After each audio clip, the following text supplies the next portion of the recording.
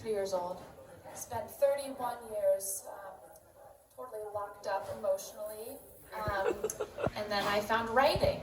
But I didn't know how to write, so I started signing up for lots of classes. And the one that I'm in right now is called Earning Dramatic Emotion. Don't worry, I'm not going to try to earn your dramatic emotion tonight. But it's a craft-based class. So every week you have to do like a certain craft, and then the teacher gives you exercises, and you're supposed to just like do the craft in those exercises. And every week I get my feedback. I haven't done the craft right. It's horrible. And my teacher, Junes, he refers to himself in the third person. So he's amazing though, because he prefaces every beginning of every class with, "I'm sorry if my feedback's really direct, but it's just easier that way." So his feedback is super direct. It literally, he'll just comment on it and be like, "Not the craft, not the craft, not the craft, not the craft." And I used to be scared of failure, but now it's just kind of funny. But there's something I learned in class this week that I'm pretty sure I didn't do right in my writing assignment, because his email tonight was not very promising. I couldn't open his comments in the last show, but I'll read them after this.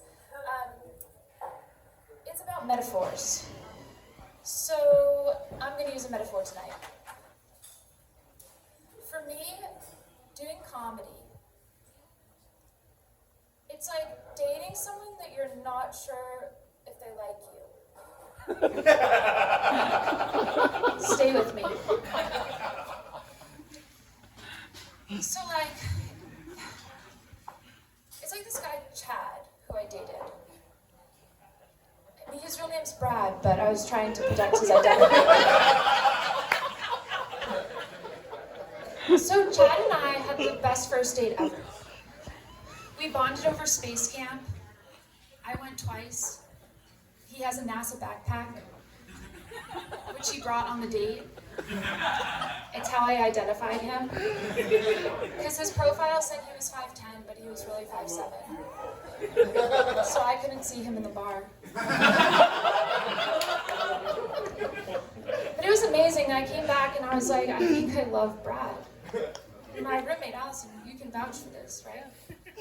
It was love. And then I was so excited because he asked me out on a second date. And it was amazing. We went to Latin America Club over in the Mission. Hell yeah. We had those stiff margaritas. And we sat across from each other in a booth with that giant mouse painted on the wall behind us. And he leaned across from me. And he was like, "I really want to make out with you." And I was like, Brad. Chad. Not here.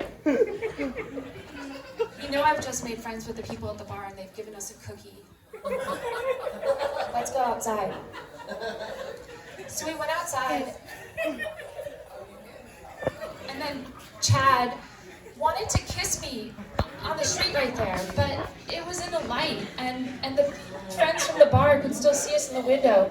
So I led Chad down the street to the dark, and I said, "Okay, Chad, I'll kiss you here."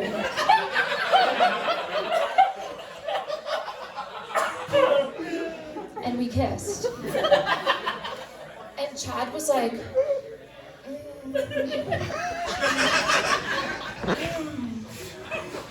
And I'm like, Chad likes it.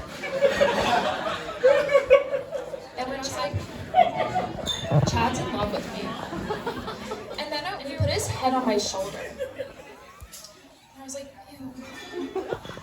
But also, Chad loves me. So then I text Chad when I get home and I'm like, "Hey Chad, thanks for a great night. We had so much fun." And then I don't hear from him. For like 3 days. And then Chad texts me. And he's like, "Yeah, it was so fun. But I've been doing a lot of thinking, and I just don't think that there's a romantic spark between us. Really, Chad? Really? What was all that about? Feels romantic to me. But that's how I feel about comedy.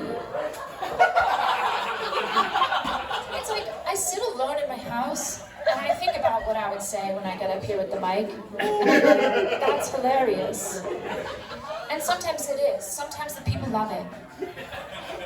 And other times they don't. And I'm like, is it me? Or is it you? But when it happens enough times, you start to think, it's me. So I'm not sure that I'm going to be able to wrap this metaphor up in a way that Junes would like. But in my dating life, things have gone well. I've gotten engaged, and so I'm no longer walking the world alone. And I've found a way to make comedy a little bit easier for me, and it's by not walking alone. So in my bag here, I always have with me my handy dandy friend, Goo Goo, who's an orangutan. And we haven't been to our puppeteering classes yet, but they're coming. And after that happens, he'll be more of a mainstay in the main event meat of my show, if you will. Anyways, thank you so much for having me.